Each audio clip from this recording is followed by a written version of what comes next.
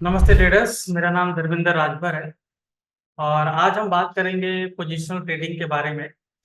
क्या कभी आपको ऐसा लगा है कि निफ्टी कुछ परसेंट आगे भागता है, जैसे मान लीजिए 2-3% आगे भाग रहा है और वहीं पर अगर आप स्टॉक को देखोगे वो 10 से 20% ऊपर चला जाता है कंपेयर कंपेयर टू निफ्टी। ठीक है।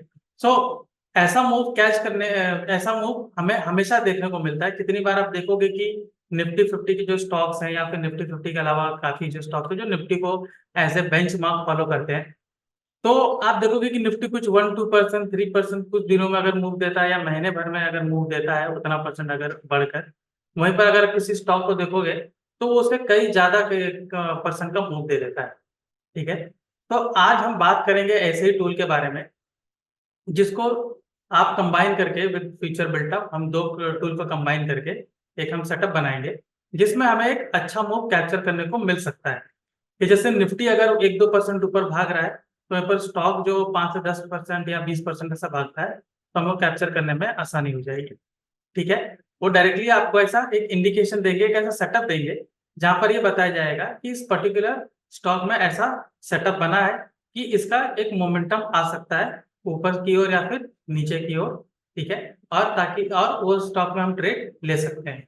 तो मैं बात कर रहा हूँ रिलेटिव परफॉर्मेंस ग्राफ, जो हमारा एक प्रोप्राइटरी टूल है, हम उसके बारे में बात कर रहे हैं कि आरपीजी को मैं, उसको शॉर्ट फॉर्म में हम आरपीजी बोलते हैं।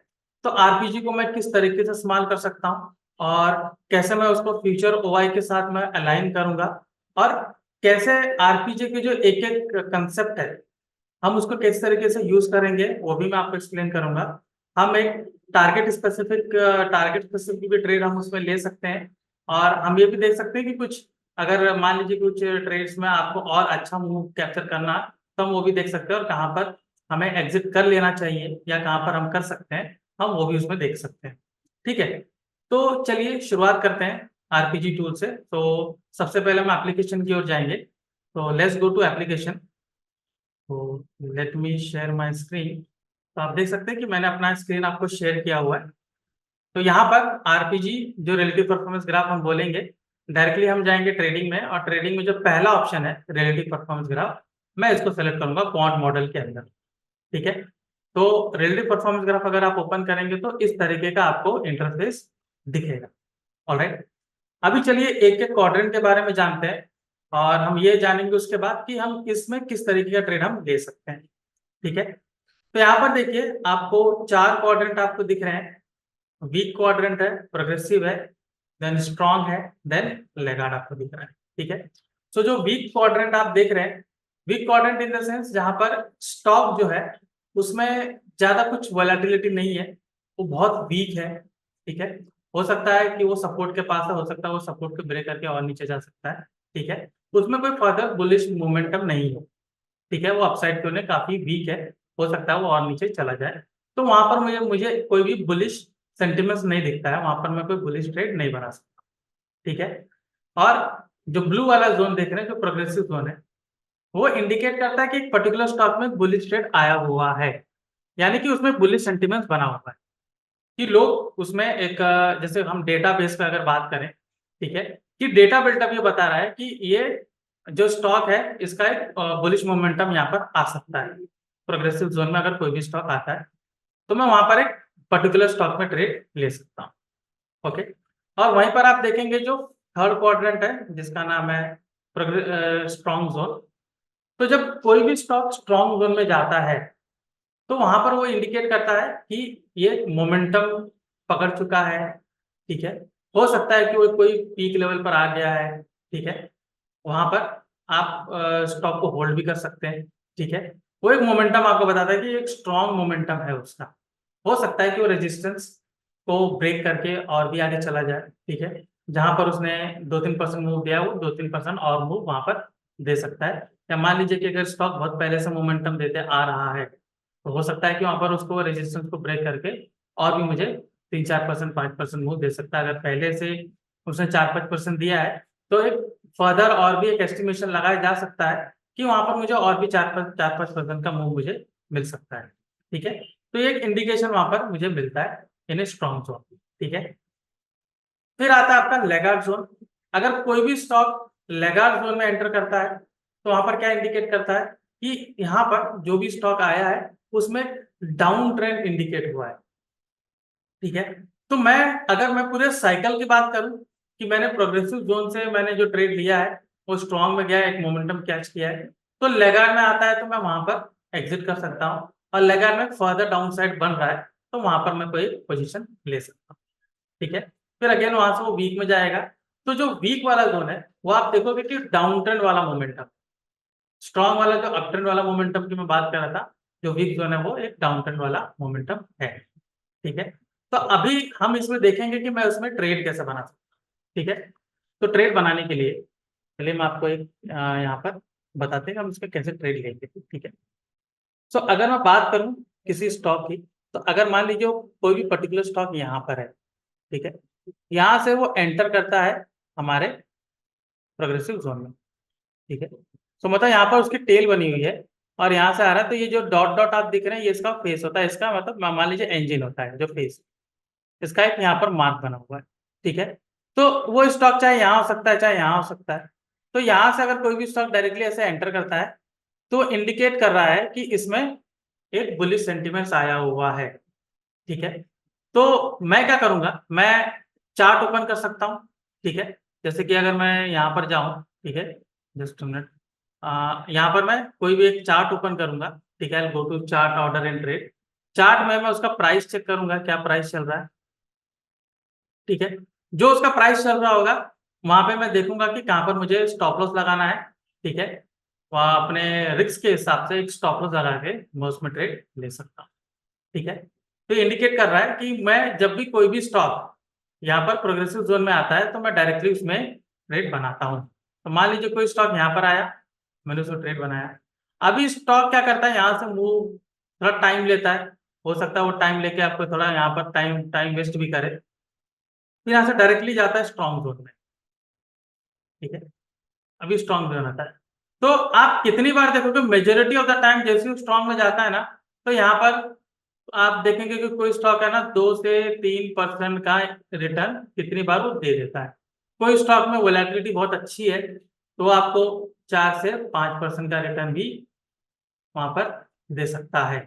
ठीक है, आईवी जो होता है वोलेटिलिटी, हम उसके बारे में भी डिस्कस करेंगे कि कोई भी स्टॉक, जैसे कि मैं अपने कोई भी वीडियो में बताता हूँ कि आपको एक दो चीजें हमेशा देखनी पड़ती है कि उसका इम्प्लाइड वोलेटिलिटी क्या है और उसका लिक्विडिटी क्या है। ठीक है, ये दो चीजें चेक करनी पड़ती है।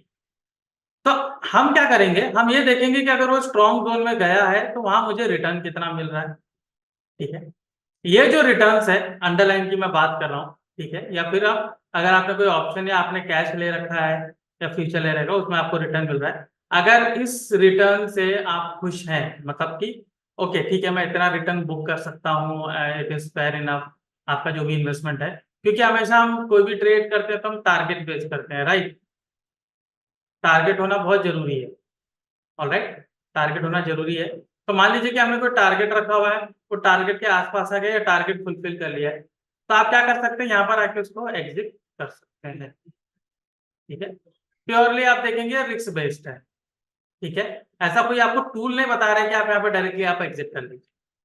ठीक है, ये पूरा रिस्क बेस्ड है कि यहाँ पर अगर आपको लगता है कि मुझे इतना प्रॉफिट जितना प्रॉफिट मिल रहा है इज फेयर इनफ, मुझे यहाँ पर एग्जिट कर लेना चाहिए, तो आप एग्जिट कर सकते हैं। ठीक है, अब यहाँ पर हम एक और चीज इसमें कर सकते हैं। ठीक है, एक्चुअली हम देखा जाए तो हम क्या करेंगे, जैसी कोई भी स्टॉक प्रोग्रेसिव से निकल के स्ट्रॉन्ग में जाता है तो हम एक बार उसका रेजिस्टेंस चेक करेंगे। ठीक है, हम एक बार क्या करेंगे उसका रेजिस्टेंस चेक करेंगे। अब रेजिस्टेंस चेक करने के दो तरीके होते हैं। ठीक है, रेजिस्टेंस करने के दो तरीके होते हैं। सो हम क्या कर सकते हैं, जिसमें जैसे कोई भी स्टॉक आप देखोगे, अगर मैं रेजिस्टेंस की बात करूं, ठीक है, जस्ट मिनट शेयर, ओके, सो अगर मैं किसी भी स्टॉक में मैं रेजिस्टेंस की बात करूं तो हम क्या करेंगे, चार्ट अगर ओपन करेंगे तो हम देखेंगे कि प्राइस ऐसे ऐसे यहाँ पर गया, यहाँ थोड़ा थोड़ा टाइम बिताया, फिर ऐसे नीचे गया, फिर थोड़ा थोड़ा टाइम बिताया, तो ये आपका रेजिस्टेंस एक बन जाता है कि यहाँ पर प्राइस ने 2-3 बार उसको रिटेस्ट किया हुआ है। ठीक है, या तो फिर आपको इंडिकेटर लगाना है, जैसे पीवोट पीवोट स्टैंडर्ड इंडिकेटर होता है। ठीक है, वो आपने मार्क किया कि यहाँ पर प्राइस ने 2-3 बार यहाँ पर टेस्ट किया है, तो ये आपका एक अच्छा रेजिस्टेंस बन गया। ठीक है। सो अगर जो प्राइस है यहां से मूव करके आया है और वो यहाँ पर घूम रहा है, ठीक है, जैसे कि मान लीजिए कोई कोटक बैंक है, वो यहां से मूव किया कुछ अराउंड 1700 रुपए से मूव किया, यहाँ पर आया है तो वो 1760 चल रहा है, ठीक है, रेजिस्टेंस के पास है। ठीक है। तो यहाँ पर हम दो डिसीजन ले सकते हैं। या तो हम क्या करेंगे कि स्टॉप लॉस को ट्रेल करेंगे, 1700 पे हमने लिया है, मान लीजिए कैश की मैं बात कर रहा हूँ, ठीक है, या अगर ऑप्शन की बात करें तो ऑप्शन में हम क्या करेंगे, एक स्प्रेड बना के जाते हैं। ठीक है। तो मान लीजिए 1700 पे लिए तो 1710 1720 इसके आसपास ट्रेलिंग करते रहेंगे। ठीक है। जो भी ट्रेलिंग स्ट्रैटेजी आप ले रहे हैं, ट्रेलिंग स्टॉप लॉस स्ट्रैटेजी, तो ट्रेल कर सकते हो। नहीं तो रेजिस्टेंस के पास है तो हम क्या करेंगे, यहाँ पर इसको एग्जिट कर सकते हैं, क्योंकि हमारा 60 पॉइंट मूव किया है। ठीक है। और मान लीजिए अगर ये 500 रुपए का भी स्क्रिप्ट है तो आपको काफी अच्छा यहाँ पर प्रॉफिट आपको मिल सकता है। ठीक है। एक तरीका हम ये देख सकते हैं। दूसरा तरीका ये होता है कि अगर इसी रेजिस्टेंस को ब्रेक कर दिया ऊपर की ओर, ठीक है, रेजिस्टेंस को ब्रेक करिए, तो हम क्या करेंगे, फर्दर होल्ड करेंगे, फर्दर होल्ड कर सकते हैं। ठीक है। एक ये कंसेप्ट है कि अगर स्ट्रॉन्ग जोन में अगर गया हो तो वहां पर हम ये एक बार सपोर्ट और रेजिस्टेंस हम चेक कर सकते हैं अपने, जो जो भी आप चार्ट पैटर्न यूज करें, जो चार्ट आप यूज करें किसी भी प्लेटफॉर्म पे, हमारे कोटक के हमारे कॉन्सेप्ट के प्लेटफॉर्म पे अगर आप करेंगे, हम सॉरी हम ये कोटक चेक कर रहे थे तो इसलिए जबान से वो निकल गया। अगर हम कॉन्सेप्ट की बात करें तो चार्ट ऑर्डर एंड ट्रेड आप अगर ओपन करेंगे तो उसमें भी आपको मिलेगा कि मुझे कहाँ पर एक रेजिस्टेंस सपोर्ट मिला है, जैसे उसमें कोई इंडिकेटर लगाएंगे तो आपको मिल जाएगा।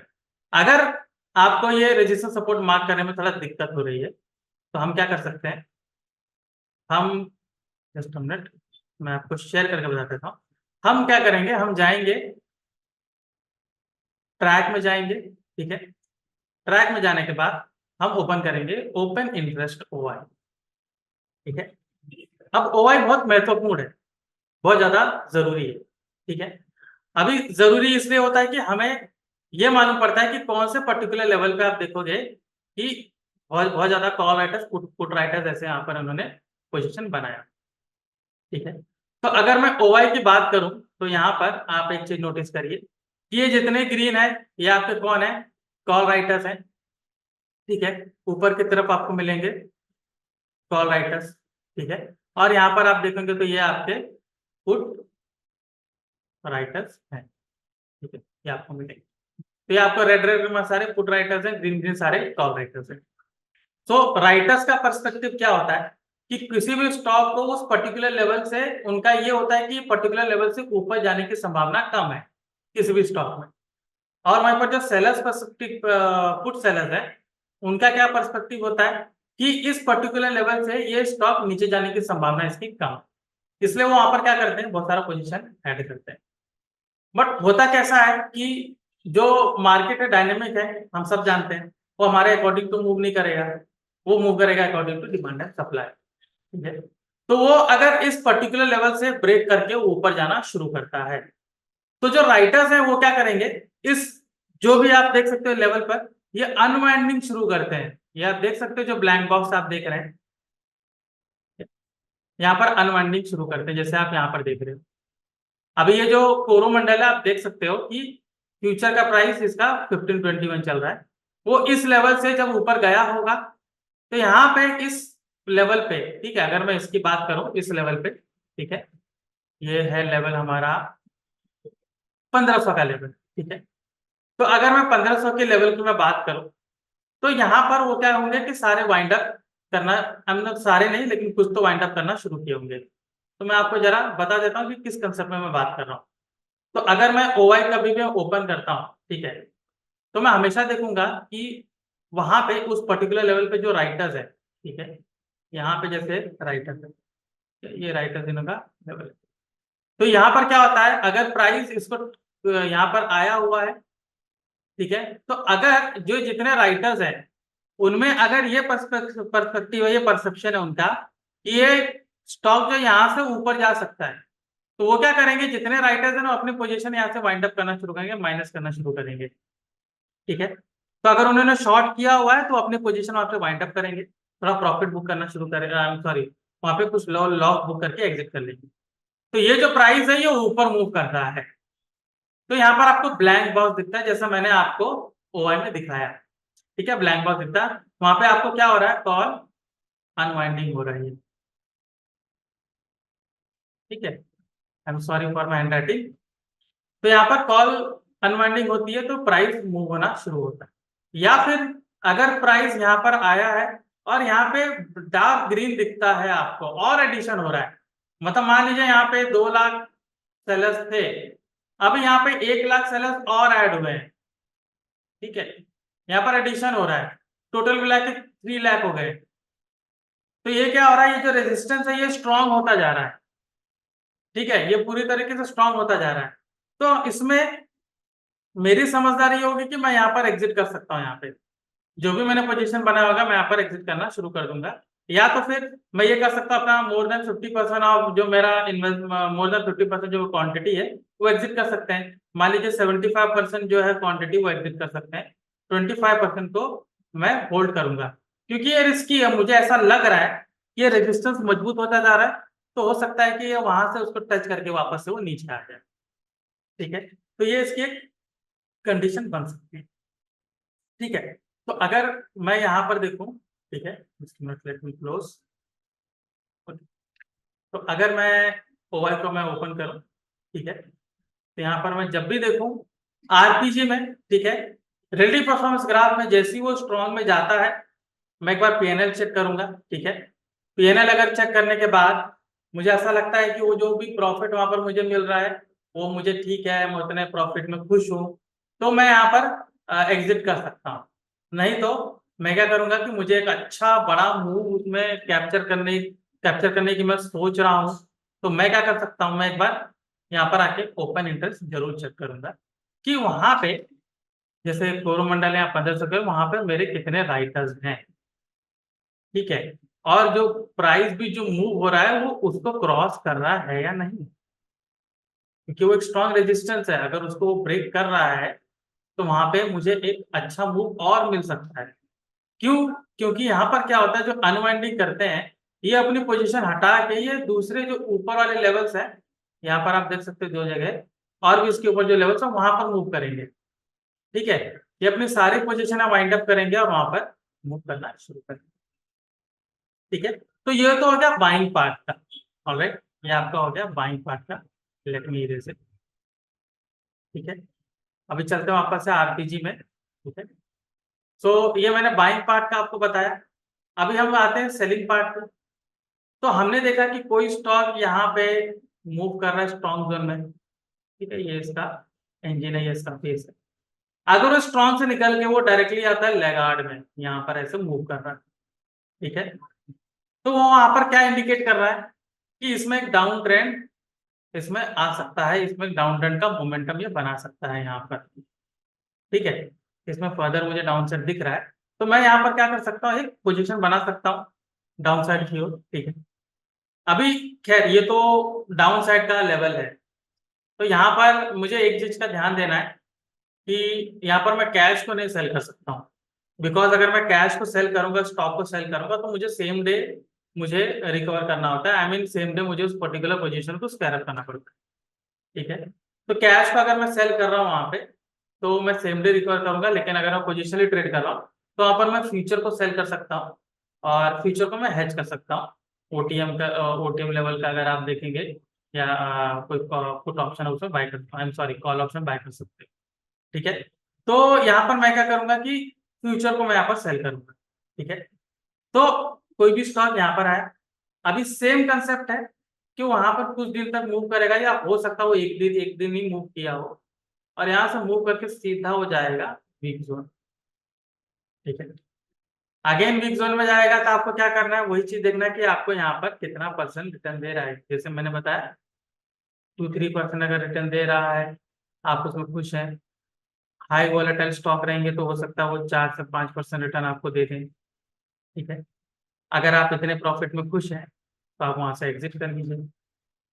ठीक है, अगेन अगर मान लीजिए वहां पर स्टॉक में आ चुका है, ठीक है, आपको 3% नहीं लेना, आप फर्दर उसमें ले सकते हो। तो हम क्या करेंगे, हम जाएंगे सपोर्ट के पास। ठीक है, तो वापस से मैं एक बार व्हाइट बोर्ड में आपको दिखा देता हूँ। ठीक है, तो जैसे मैंने आपको रेजिस्टेंस की बात की, ठीक है, कई बार क्या होता है, ये आपका सपोर्ट बनाया है, स्टॉक ऐसे आता है यहाँ पे, ऐसे ऐसे ऐसे ऐसे मूव करता है और फर्दर ब्रेक करके नीचे जाता है। ठीक है, तो अगर यहाँ पे आया हुआ है, ठीक है, यहाँ पे ज्यादा मोमेंटम इससे दिया नहीं है इस पर्टिकुलर लेवल पे, तो आप यहाँ पर भी आप एग्जिट कर सकते हो अकॉर्डिंग टू चार्ट, जो आप प्योरली टेक्निकल बेस पे आप देखते हो कि सपोर्ट के पास आया हुआ, मुझे एग्जिट कर लेना चाहिए। ठीक है, या फिर अगर उसको नीचे ब्रेक करता है तो आप उसको होल्ड कर सकते हो। ठीक है, आप उसको होल्ड कर सकते हो। ठीक है, ये तो हो गई आपका चार्ट के हिसाब से। अगर मैं ओआई की बात करूं तो ओआई पे क्या होगा, यहाँ पे पुट राइटर्स होंगे, राइट, यहाँ पे पीई राइटर्स। इनका परसेप्शन क्या होता है कि स्टॉक जो है वो इसके नीचे जाने की संभावना कम है। ठीक है, इसके नीचे वो नहीं जा सकता, ऐसा उनका परसेप्शन होता है कि सपोर्ट जो है वो एक स्ट्रॉन्ग सपोर्ट है, तो वहां पर उसके नीचे जाने की संभावना कम है, तो वो होल्ड करते हैं पोजीशन। लेकिन अगर उनका एनालिसिस थोड़ा बिगड़ जाता है, ठीक है, या फिर मान लीजिए मार्केट में कोई न्यूज आती है कि ये यहाँ से इसको फर्दर नीचे ब्रेक कर सकता है, तो अगेन क्या करेंगे, वहां से पोजीशन वाइंड अप करना शुरू करेंगे, और ये जो है ये आपको दिखेगा ब्लैंक। मतलब यहाँ से पोजीशन अनवाइंड करके वो क्या करेंगे, फर्दर नीचे डाउन साइड लेवल पे जाएंगे। अगर ये 1500 का लेवल है तो नीचे हो सकता है वो 1450 हो, फिर 1400 हो, तो अपनी पोजीशन वाइंड अप करके वहां पर नया पोजीशन बनाते हैं। ठीक है, राइटर्स का वही पर्सपेक्टिव होता है। वो ज्यादातर आप देखो, ज्यादातर राइटर्स वो इसी तरीके से राइट करते हैं ओटीएम लेवल पर जाके, तो वो इस तरीके का आप देखेंगे कि ये ट्रेड बनाएंगे, एक इस तरीके का उनका सेंटीमेंट्स होता है। ठीक है, तो स्टॉक क्या करेगा, फर्दर ब्रेक ब्रेक होके वो फर्दर इस लेवल पर जा सकता है। तो इसमें ये होता है कि अगर ऑलरेडी वो स्टॉक ने आपको 2 से 3% का अगर मूव दे चुका है, तो हो सकता है यहाँ पर आपको और अच्छा 2-3% मूव वो दे दे। ठीक है, तो एक अच्छा प्रॉफिट बनाने के लिए आपको काफी हेल्प करता है, काफी मददगार। ठीक है, सो हम वापस से जाते हैं आरपीजी पर। तो ये आरपीजी का कंसेप्ट मेरा बिल्कुल सेम है। ठीक है, बिल्कुल सिंपल है, जैसा मैंने आपको बताया। ओवाई अगर आप चेक करेंगे, ठीक है, ओवाई जस्ट हमने तो अगर मैं यहाँ पर ओवाई की मैं बात करूं तो यहाँ पर ओवाई सेम है, कि आप ये देखेंगे कि ये जो नीचे सपोर्ट लेवल है, जैसे आप देख सकते हैं यहाँ पर 1390 का है, आई एम सॉरी 1300, यस 1400 है, यहाँ पर 1410 है, ये 1400 है, उसके नीचे 1390 है, फिर 1380 है। तो ये सारे लेवल्स हैं, यहाँ पे सारे राइटर्स हैं। ठीक है, सो आप ये देखेंगे कि यहाँ पर अगर उन्होंने, उनको ऐसा लगता है कि मार्केट यहाँ पर फर्दर नीचे जा सकता है, तो यहाँ से अनवाइंडिंग शुरू करेंगे और नीचे 1350 1300 लेवल पे जाके अपनी नया पोजीशन बनाएंगे। तो हमें एक बड़ा मूव कैप्चर करने में हेल्प करता है। ठीक है, तो जब भी आरपीजी आप यूज करेंगे तो आरपीजी को इसी तरीके से देखेंगे कि मुझे यहाँ पर एक बड़ा मूव कैप्चर करने में हेल्प हो जाए। तो आप जैसे ही वो पर्टिकुलर अपने पर्टिकुलर क्वाड्रेंट में जाता है, स्ट्रॉन्ग या वीक में, तो एक बार ओवाई को जरूर चेक करिए।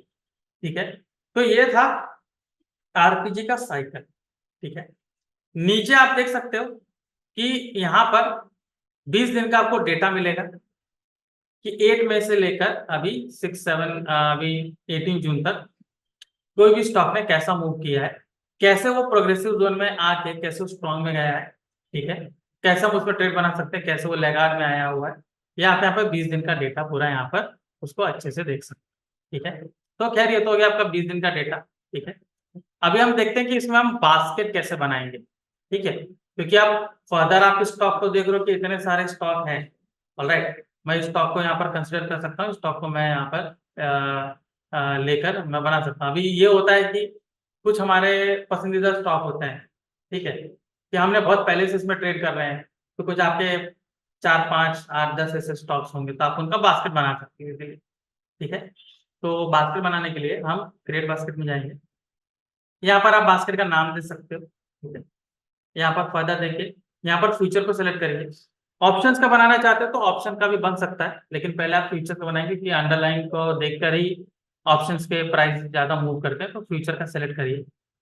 और सिलेक्ट सिंबल में आप देख सकते हैं सारे एफएनओ के स्टॉक्स हैं, तो वन बाय वन आप सारे एफएनओ के स्टॉक यहाँ पर सेलेक्ट कर सकते हो। जैसे बॉश लिमिटेड को मैंने किया है, अबॉट को किया है, फिर एबी कैपिटल है, देन आप देख सकते हो एबी एफआरएल है, एबी कैपिटल है, ठीक है, अदानी एंटरटेनमेंट है, तो मैंने ये इनको सिलेक्ट किया। कंटिन्यू पे क्लिक करेंगे, ठीक है, तो देख सकते हो कि मुझे यहाँ पर सेव बास्केट का ऑप्शन आया हो, तो बास्केट मेरा क्रिएट हो गया। वेरी सिंपल, ठीक है। अभी इसकी सेटिंग्स में जाते हैं, तो सेटिंग्स में अगर मैं जाऊंगा तो यहाँ पर मैं ये एक पोजिशनल ट्रेडिंग के तौर पे यूज कर रहा हूँ, तो मैं डेली को सेलेक्ट करूंगा। बेंचमार्क मेरा निफ्टी रहेगा, लुक बैक पीरियड 7 रखिए और टेल लेंथ 5 रखिए, ठीक है। यहाँ पर ज्यादा कुछ आपको चेंजेस नहीं करना है, तो यहाँ पर आप स्टॉक देख सकते हैं, ठीक है। अभी जैसे मैंने आपको कहा कि आप कुछ स्टॉक को आप देख सकते हो कि जो आपके पसंदीदा स्टॉक है बेस्ड ऑन वॉलेटिलिटी और बेस्ड ऑन ट्रेडिंग एक्सपीरियंस, कि आप कैसा एक्सपीरियंस है, आपको वो स्टॉक काफी अच्छा लगता है जिसमें वॉलेटिलिटी काफी अच्छी है, तो आप अपने मन के मुताबिक आप उसको बना। लेकिन मैं आपको एक ऐसा टूल बताऊंगा जो आपको डेटाबेस पे हेल्प करेगा कि आपको ये स्टॉक चुनना चाहिए, ठीक है। वो आपको डेटा के हिसाब से बताएगा कि इस पर्टिकुलर स्टॉक या पर्टिकुलर सेक्टर जो है वो इस मंथ में कैसे परफॉर्म किया है, ठीक है। जी हाँ, मैं बात कर रहा हूँ सेक्टर सीजनैलिटी टूल की, ठीक है। सेक्टर सीजनैलिटी एक ऐसा टूल है जो आप पूरा लुक बैक पीरियड आप 20 ईयर्स तक ले सकते हो, उससे ज्यादा कभी, ठीक है, जो आपको ये बताएगा कि लास्ट 20 ईयर्स में इस पर्टिकुलर मंथ में उस पर्टिकुलर सेक्टर ने, ठीक है, अगर आप वो स्टॉक को चेक करेंगे तो स्टॉक का भी आता है, लेकिन उस पर्टिकुलर सेक्टर ने उस पर्टिकुलर मंथ में कैसा परफॉर्म किया, कितना अच्छा रिटर्न उसने दिया है, ठीक है। तो हम जाएंगे ट्रेडिंग में, हम सॉरी एनालाइज में जाएंगे। एनालाइज में जाने के बाद हम सेलेक्ट करेंगे, एक मिनट के, हम OM एनालाइज में जाने के बाद प्राइस एंड वॉल्यूम में हम सेलेक्ट करेंगे सेक्टर सीजनैलिटी, ठीक है। तो सेक्टर सीजनैलिटी इस तरीके का आपको यहाँ पर इंटरफेस देखेगा। अभी आप देख रहे हो जो प्राइस के बेस पर है, ठीक है, आई मीन यहाँ पर आप एक पर्टिकुलर स्टॉक का देख सकते हो, ठीक है। मैं सेलेक्ट करूंगा सेक्टर। अभी मैं सेक्टर की बात मैं इसलिए कर रहा हूँ क्योंकि आरपीजी में हम क्या करेंगे, सेक्टर वाइज स्टॉक का हम वहां पर बास्केट बनाएंगे, ठीक है। तो पहले मैं यहाँ पर सेलेक्ट करूंगा सेक्टर्स, तो देख सकते हो ये आपको लाइन में है, तो लाइन में हमें ज्यादा कुछ समझ नहीं आता है, तो टॉगल टू टेबल व्यू करेंगे। लुक बैक पीरियड मैंने 5 रखा है, लेट मी टेक 7, ठीक है, 7 भी मैं रख सकता हूँ। तो ये आपको पिछले 7 साल का डेटा बता रहा है कि कैसे एक पर्टिकुलर स्टॉक ने कौन से मंथ में अच्छा परफॉर्मेंस उसने दिया है, ठीक है, आई एम सॉरी, कैसे एक पर्टिकुलर सेक्टर में, ठीक है। तो यहाँ पर देखिए आपको फार्मा सेक्टर मिल रहा है, ठीक है। यहाँ पर फार्मा सेक्टर में आप देख सकते हो जून, जनवरी, फरवरी सारे आपको पूरा 12 मंथ्स यहाँ पर लिखे गए हैं और यहाँ पर मंथली एवरेज आपको बताया गया। जैसे आप देख सकते हो फार्मा ने जनवरी में 1% का नेगेटिव रिटर्न दिया है, फरवरी में अगेन 2% का नेगेटिव रिटर्न दिया है, मार्च में 0.83 का पॉजिटिव है, अप्रैल में आप देखिए 9% का मूव उसने दिया है। तो ये यहाँ पर क्लियर एक इंडिकेशन है कि उस फार्मा सेक्टर में जितने भी स्टॉक होंगे उनकी प्रोबेबिलिटी ऐसी है कि उन्होंने 9% का रिटर्न पिछले 6-7 साल में उन्होंने दिया है। फर्दर नीचे आप देखोगे तो मे का आपको दिया है कि -2.49, तो इंडिकेट कर रहा है कि इसमें नेगेटिव रिटर्न है, ठीक है। आप यहाँ पे चेक कर सकते हो कैसे नेगेटिव रिटर्न है, ठीक है। एंड फर्दर आप देख सकते हो जुलाई में कितना अच्छा रिटर्न है, और जुलाई में कितना अच्छा रिटर्न है, अगस्त में कैसा है आप देख सकते हो, ठीक है। तो मैं यहाँ पर क्या करूंगा कि पर्टिकुलर सेक्टर्स को यहाँ पर एनालाइज करूंगा, ठीक है। तो अगर मैं फार्मा की मैं बात करूँ तो फार्मा का मुझे अप्रैल में अच्छा दिया है। पावर्स को मैं देख सकता हूँ, ठीक है, तो पावर्स आप देख सकते हो जनवरी, फरवरी, मार्च, 2 महीने में उन्होंने नेगेटिव दिया, बाकी उनका पूरा पॉजिटिव ही है, ठीक है। ओवरऑल की बात हो रही है। अभी आते हैं रियलिटी में, ठीक है, फिर आते हैं टेलीकॉम। इस तरीके से आप इसको चेक कर सकते हैं। अभी बात आते हैं ऑटो सेक्टर पे, ठीक है। लोग गाड़ी खरीदना जल्दी छोड़ते नहीं है, क्योंकि आप देखोगे वो अ, गाड़ी आप देखोगे एवरी मंथ उनका क्वार्टरली रिजल्ट आप देखोगे तो काफी अच्छा स्टॉक का मिलता है, ठीक है। सो हम यहाँ पर क्या देख रहे हैं कि जो कार कंपनीज है, ऑटो सेक्टर्स है, उसने पिछले 7 ईयर्स में कैसा परफॉर्मेंस दिया है। तो मैं देख रहा हूँ कि अप्रैल मई जून काफी अच्छा इनका परफॉर्मेंस है। फिर अक्टूबर नवंबर एंड दिसंबर की बात हो रही है कि यहाँ पर कितना अच्छा परफॉर्मेंस। ठीक है। तो अभी मैं यहाँ पर देख सकता हूँ कि मुझे अप्रैल में जून में अच्छा उन्होंने रिजल्ट दिया है। तो हम क्या करेंगे, हम आरपीजी में जाएंगे। ठीक है, आरपीजी जैसे हमने ओपन किया है। ठीक है। अब यहाँ पर RPG close close I am not closing it. Just मैं यहाँ पर एक इंफॉर्मेशन शेयर करना चाहूंगा कि आपको यहाँ पर 5 4 क्वाड्रेंट दिख रहे हैं, बीच में न्यूट्रल जोन दिख रहा है। तो 3 जगह आपको नया फ्रेश ट्रेड कोई नहीं बनाना है। ठीक है। एक हो गया आपका वीक जोन, एक हो गया आपका बीच में न्यूट्रल जोन, और एक हो गया स्ट्रॉन्ग जोन। तो इन तीनों जगह पर आप कोई भी फ्रेश ट्रेड नहीं बनाएंगे। ठीक है। फ्रेश ट्रेड हमारा 2 ही जोन में बनेगा, प्रोग्रेसिव और लैगार्ड। ठीक है।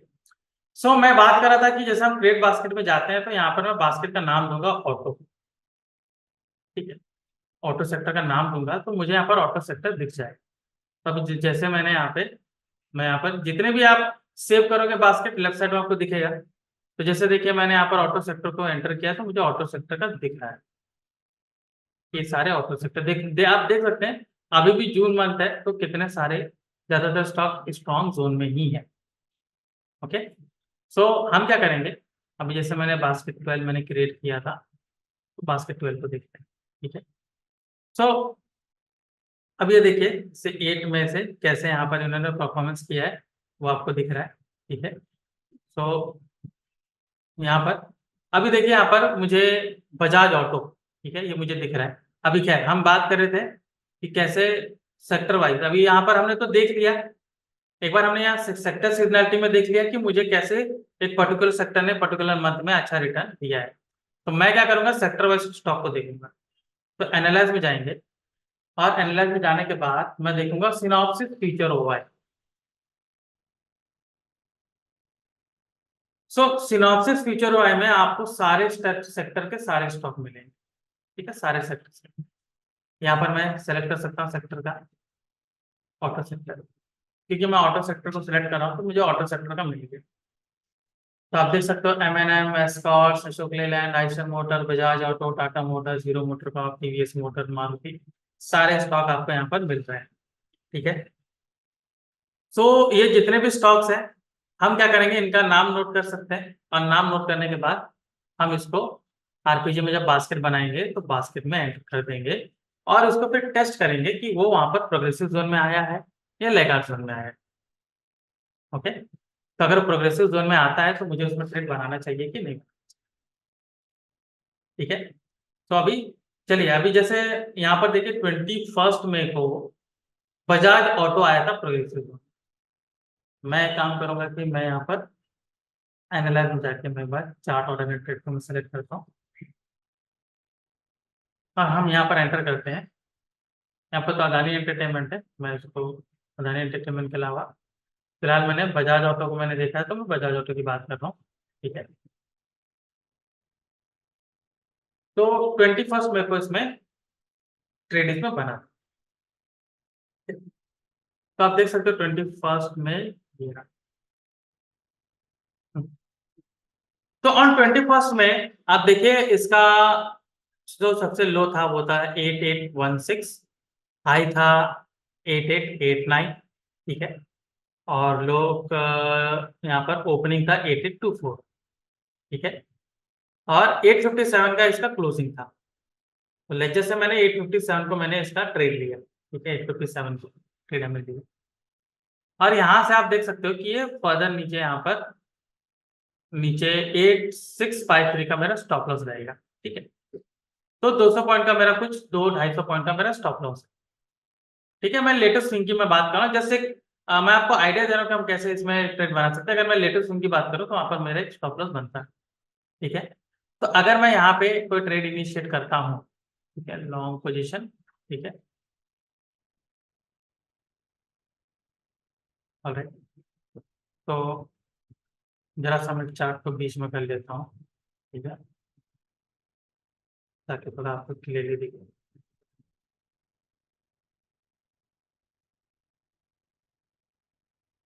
हम्म। तो मैं यहाँ पे स्टॉप लॉस में रखूंगा यहाँ पर। ठीक है।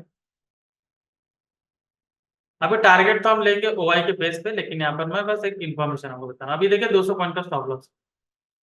तो अगर मैं इसको 1:2 का भी रेशो रखता हूँ, फिलहाल तो अभी बहुत ऊपर चल रहा है, ठीक है। अगर मैं 1:2 का भी रेशो रखता हूँ या 1:3, तो देखिए मुझे यहाँ पर कितना अच्छा रिटर्न यहाँ पर मुझे दे रहा है, ठीक है। तो यहाँ पर आप देख सकते हो किस तरीके, यहाँ पर मुझे फर्दर आप देखोगे कि अगर 1:2 की भी मैं बात करूँ तो मुझे यहाँ पर ही रिटर्न दे दिया, ठीक है, ऑन 3rd जून, ठीक है।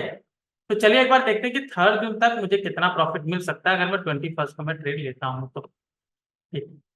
अभी यहाँ पर एक चीज है कि हम जब भी ट्रेड लेते हैं तो इम्प्लाइड वॉलेटिलिटी और लिक्विडिटी हम चेक करते हैं उसका, और कुछ इन्फॉर्मेशन भी चेक करते हैं कि न्यूज़ भी देखना पड़ता है कि हमारा कोई लेटेस्ट कोई बड़ा इवेंट तो है नहीं। अभी लेटेस्ट बड़ा इवेंट क्या था? इलेक्शंस, ठीक है, जो कि एक मेजर फैक्टर है हमारे स्टॉक मार्केट के लिए, ठीक है, क्योंकि पर कोई भी देश की सरकार बदलती है तो वहां पर हम देखेंगे कि वो ऑब्वियसली स्टॉक मार्केट को असर करता है।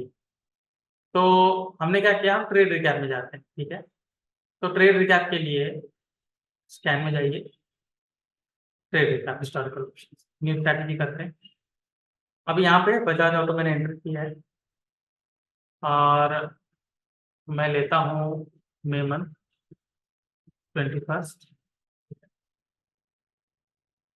तो क्लोजिंग लेते हैं इसका, ठीक है।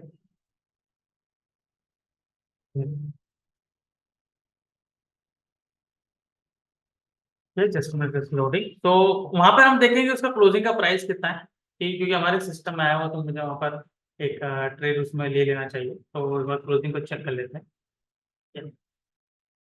तो यहाँ पर आप देखिए 8900 ऐसा इसका फ्यूचर का प्राइस है, ठीक है। स्टॉक का देख रहे थे, फ्यूचर का प्राइस है। तो मान लीजिए यहाँ पर हमने इसको ये आई एम सॉरी स्ट्राइक, ये स्ट्राइक यहाँ पर ऑप्शन के हिसाब से, नॉट फ्यूचर का प्राइस। फ्यूचर का प्राइस देखिए 8858, और हमने देखा था कि क्लोजिंग जो है 8857 के आसपास हुआ था, तो 315 के आसपास ये इसका प्राइस रेंज बता रहा है। सो अगर मैं यहाँ पे इसका एक कॉल ऑप्शन बाय करता हूँ, ठीक है, 125 की क्वांटिटी है और 139 रुपीज है, तो लगभग आप देखोगे इसमें आपको कितना यहाँ पर मिल रहा है, लगभग 1200 17-18 हजार इसमें आपका इन्वेस्टमेंट रहेगा, ठीक है। तो 16-17 हजार, 16 से 17 हजार के आसपास ले लीजिए, 17 हजार का इन्वेस्टमेंट रहेगा। तो ही मैं इसको थोड़ा क्वांटिटी डबल कर लेता हूँ, ठीक है। पोजीशन ले रहे हैं तो थोड़ा क्वांटिटी अच्छी रखते हैं, तो मैंने 3 लॉट ले लिया है। तो 3 के हिसाब से मेरा 51 हजार का कुछ इन्वेस्टमेंट रहेगा, मैं ठीक है। हम सॉरी, मैंने स्ट्राइक यहाँ पर एक इंपॉर्टेंट पॉइंट बताना मैं भूल गया कि एक्सपायरी जैसे है, एक्सपायरी मुझे जून का लेना पड़ेगा, बिकॉज जून में इलेक्शन रिजल्ट है, तो 30 मई का लेके मतलब ही नहीं है, ठीक है। तो यहाँ पर मैं 27 जून की मैं बात कर रहा हूँ, ठीक है। और स्ट्रैटेजी है जो उसको चेंज कर लेते हैं, जस्ट मिनट। हम्म तो इसको हम मिटा देते हैं, और ये मैंने ठीक है। तो 8800 का मैंने यहाँ पर मैं बाय कर रहा हूँ, ठीक है, या फिर 8900 का थोड़ा बाहर का ले लेते हैं। तो ये मेरा यहाँ पर इन्वेस्टमेंट वहाँ उसके मुकाबले ज़्यादा होगा, ठीक है। तो हम ज़्यादा नहीं, 2 लॉट के हिसाब से जाते हैं, क्योंकि अगर मैं 2 लॉट के हिसाब से अगर मैं जाऊँ तो लगभग यहाँ पे मुझे 75-80 हजार का इन्वेस्टमेंट रहेगा, तो सेव करते हैं, ठीक है। अभी मैं इसको डे वाइज चेक करता हूँ कि 4 जून तक इसका रिजल्ट क्या होगा। तो मैं डे में जाऊँगा, डे में चेंज करता हूँ,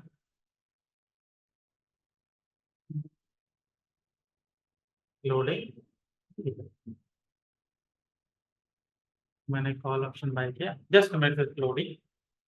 तो आपको यहाँ पर मतलब एक अंदाजा देगा, प्रॉफिट हो जाएगा कि वहां पर मुझे कितना यहाँ पर मिल सकता है, ठीक है।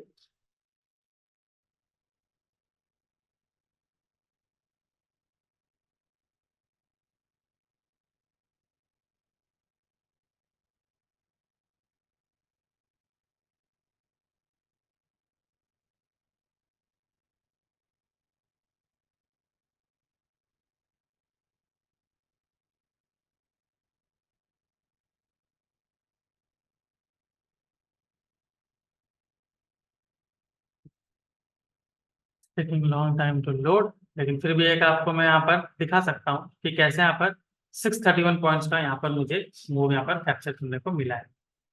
तो अगर 631, अगर मैं सिर्फ फ्यूचर की मैं बात करूँ, ठीक है, अगर मैं यहाँ पर फ्यूचर को एंटर करता हूँ तो आप देख सकते हो 631, ठीक है। वो सिर्फ इलेक्शन की मैं बात कर रहा हूँ, तो 631 × अगर मैं यहाँ पर फ्यूचर लेता हूँ तो 125 रुपए, 25 क्वांटिटी के हिसाब से मुझे एक लॉट में मुझे इतना प्रॉफिट मुझे मिल रहा है, ऑनली इन वन लॉट, ठीक है। तो ये मेरा इसके सेटअप के हिसाब से, ठीक है। तो ट्रेड रिकैप के हिसाब से मुझे यहाँ पे ओके, ट्रेड रिकैप लोड होने में टाइम दे रहा है, डजंट मैटर। तो आप मैं आपको ये समझाने की कोशिश कर रहा हूँ कि किस तरीके से अगर मैं यहाँ पर ट्रेड लेता हूँ, ठीक है, अगर मेरा आरपीजी मेरे सिस्टम में आया हुआ, अगर मैंने यहाँ पर ट्रेड लिया तो मुझे कितना अच्छा मूव यहाँ पर देखने को मिल सकता है, ठीक है। बात करते हैं कोरोमंडल की। अगर मैं कोरोमंडल की मैं बात करूँ, ठीक है, तो कोरोमंडल भी ये देखे कि थोड़े टाइम पर ही वो हमारे आरपीजी में आया हुआ था, ठीक है। यहाँ पर अगर मैं न्यू स्ट्रैटेजी में मैं क्लिक करूँ तो यहाँ पर मैं देख रहा हूँ कि एक्सपायरी अगेन एक बार ट्राई कर लेते हैं, ठीक है। तो मैंने यहाँ पर 27 जून मैंने अगेन यहाँ पर सेलेक्ट किया है, एंड लेट मी चेक अगर वहाँ पर आता है, ठीक है। ओके, 27 जून के यहाँ पर मुझे आया है, तो मैं 8900 का मैं ऑप्शन में बाय करता हूँ, ठीक है। तो सेव करते हैं। तो यहाँ पर मैं डे वाइज में एक बार चेक कर लेता हूँ कि मुझे कितना प्रॉफिट मिल सकता है, ठीक है। यहाँ पर आप देख सकते हो कि कुछ दिनों तक मुझे यहाँ पर प्रॉफिट नहीं दिखा, बट बाजार आप देख सकते हो कि 27, उसके बाद 28, 29, आप देख सकते हो 10,000 प्रॉफिट। आप देख सकते हो डायरेक्टली 30 को मुझे यहाँ पर लॉस दिख रहा था, 31 को अगेन प्रॉफिट मुझे दिखा, 3 तारीख को आप देख सकते हो कि कैसे मुझे यहाँ पर प्रॉफिट मुझे दिख रहा था, ठीक है, 36,000। एंड वहाँ पर फिर उसके एक दिन पहले गिर गया। तो लेकिन आप देख सकते हो कि जो मैंने 3 तारीख तक जो मैंने एक टारगेट रखा था, वहाँ पर मुझे एक अच्छा प्रॉफिट यहाँ पर मिल रहा है। तो मैं यहाँ पर ये कहने की बात मैं ये बात कहने की चाह रहा हूँ, ठीक है, कि हम एक मोमेंटम ट्रेड कैसे मोमेंटम ट्रेड को कैसे कैप्चर कर सकते हैं, कैसे उस ट्रेड को कैप्चर कर सकते हैं using RPG and sector signal, ठीक है। तो ये ट्रेड रिकैप में आप देख सकते हो किस तरीके से आपको मिला।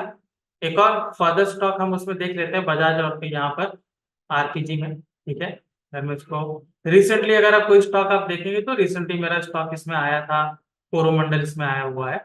तो लेट मी शो यू, ठीक है। तो कोरोमंडल कुछ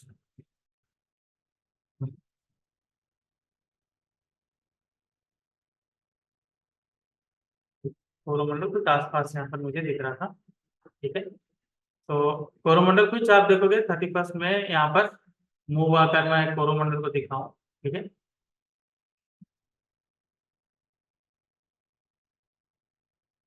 आपको दिखेगा यहाँ पे, just minute, let me show you Coromandel. Recently अगर मैं देखूँ यहाँ पे,